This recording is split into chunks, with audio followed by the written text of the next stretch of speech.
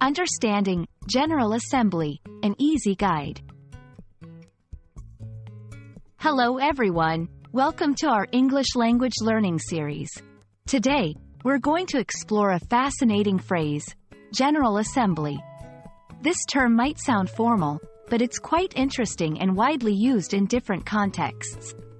Let's dive in and learn about it together. General Assembly refers to a large gathering or meeting where members of a group, organization, or community come together. The purpose is usually to discuss important topics, make decisions, or share information. It's often used in political, educational, and business contexts. For example, the United Nations General Assembly is a well-known global meeting. Let's break it down.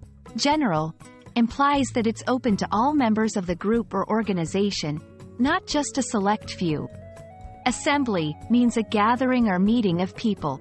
So, General Assembly is essentially a meeting for all members of a group.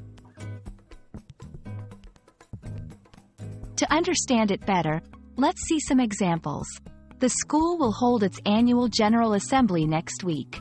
He was elected as a speaker for the General Assembly.